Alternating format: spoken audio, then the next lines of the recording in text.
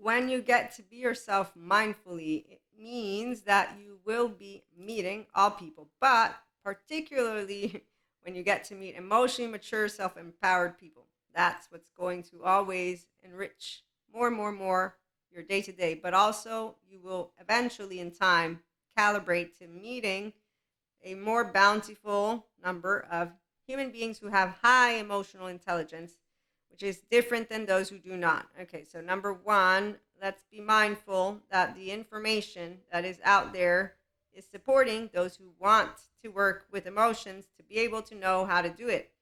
It means you do not talk about your emotions like laundry. We have a Zen master out there. Okay, so if you talk about your emotions like laundry, you say, I want to do personal development and self help, I want life now. You obviously don't want to be committed to being yourself mindfully. It's okay, you don't have to. The self aware, accountable, and regulating restorative embodiment person does, and that's where your body wants to go, but you don't have to be a human love button at all. You can be the human suffering love button. There's plenty of people, and there's this invisible balance that I know about as a mystic and a feminine, a true one. Okay, so the true ones know love, Love, because that's exactly what pure consciousness is. So we're always imbued. Everyone's a part of it. It's inside of you, outside of you. See, oneness with Akash, and I'm an Akashic record reader. So I also know about the mental, emotional, physical mastery of these planes, and I actively have had a buttload of expansions of light body, rainbow body, you name it. No ego died. No, I expanded consciously. It means I integrated my brain, and there's no trauma going on because I got to witness the emotions as they came up because I'm Maria and I use my left and my right with the inner growth mindset that we use here alongside mindsight and mindfulness practices as a mentor and a content creator who's going to get ready to set up some membership content for those daily practices that you love to do. Okay, and guess who gets to have us put them into practice? Our loved ones, all of them. So when we meet not emotionally intelligent people, that means they're low. We know one that they can use a good therapist to actively go and claim their self and then be their self. So until then, we deal with their masks, the Cusco mask. Adaptive child or maladaptive, we use them interchangeably because we're not here to tell any other state of consciousness, human being, what to do. Doesn't matter if they're twin flame, flames, soulmates. You will not be telling somebody what to do with their life. They actively have a body. They actively have a heart. And that gut and heart are brains. And they actively do have a mind. And if they want to maintain non-bilateral integration, that's because their 16-year-old doesn't want to meet the 3-year-old. And then the 1-year-old has lost that something sacred that they're still looking for in their survival sympathetic mode, and then they're throwing around with other people because the adaptive child, maladaptive child falls for the 7 to 14 charming manipulators, and they also hang out with strombolies, so they date people, all of that, which is basically where Patrick Teahan points out why you cannot heal with Reiki or any of that, which is the spiritual stuff, your trauma, the childhood trauma way. And I've totally said, yep, you need to first notice what's going on, reparent that inner child, but reclaim it and get out of the fight response of the adaptive child. And more than just that, the adaptive child part is a child's version of what a grown up is supposed to look like. It tends to be perfectionistic and unforgiving. Yes, those are all the people who like to armchair diagnose. They call everybody names. They still use the word devil, evil, demons, Lucifer. They're 4D, 3D. They're just so, the mantles. I call them mantles of mental health, mantles of spirituality, because they are superheroes and they, in fact, are on the fourth step to trauma healing, but they haven't received the empowerment or justice, so they're not yet ready to forgive their own home, which is exactly why Patrick Teahan, he says to anyone out there, he says, look, there's a lot of these colleagues of mine, they talk to you about forgiveness. Bullshit. He doesn't use that word. He just says forgiveness if it comes at the end, because you have a right for your process. And that's because he's looking to support people who need to know you have a right to process the fact that you did not get a child-centric environment. You did not get to be kind. You did not get to be regulated in your nervous system. You actively struggled with relationships, life, like a buttload of things. So it makes sense. Okay, so with that being said, that's why, again, emotionally mature, self-empowered people, we hang out with each other. And the people who are healed, once they're ready to hang out with other empowered people and basically have people who like to use all words everything and anything, and no narrow states of consciousness. Okay, so the people who don't do the rigidity, and the rigidity is basically when they begin to pick at words you're using and interrupt you consistently because they don't like that you're wanting to talk about something with neutrality, equanimity.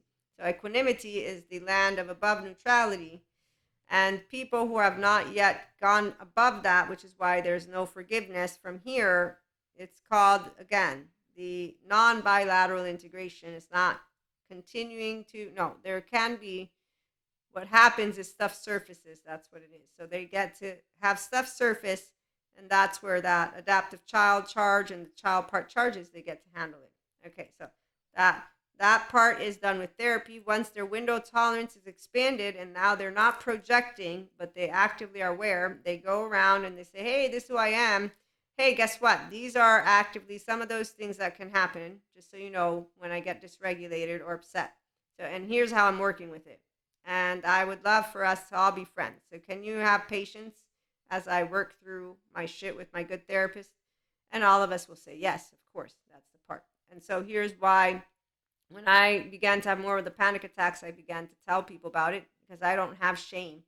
When you're healing authentically, you don't have shame about saying, here are some aspects that I want you to know, and can you work with it? I have no expectations that you will want to build a secure attachment relationship with me. You might say, no, I don't actively have the capacity to. Or you might say, I don't know if I have the capacity to. We'll find out. And so that's what happens too. So what happens in this case is where when we have emotionally immature people who are looking though to mature themselves, okay, so there's self-awareness, accountability, regulation. They're choosing to be functional adults, not the adaptive child. So they're not projecting, okay? So whether they're working still with the therapist or not, they're ready for mindful living. They can contain what comes up, like Peter Levine says. So it doesn't send them offline completely because they're aware of when they're getting triggered, like with my moments. I know when they're happening because my biochemistry tells me everything, my brain does, but I'm actively no longer put into a position. I tend to try to just stay home and rest and, allow myself to recuperate energy. So that's what happened. But, and then I have my loved ones that I get to be with. So I just keep myself rested and with safety. So that's part of it. And then patience and not frustration. Okay. So when you're not ashamed of your emotions or your thoughts, you're not ashamed of your child parts, you're not ashamed of your nervous system, you're a person.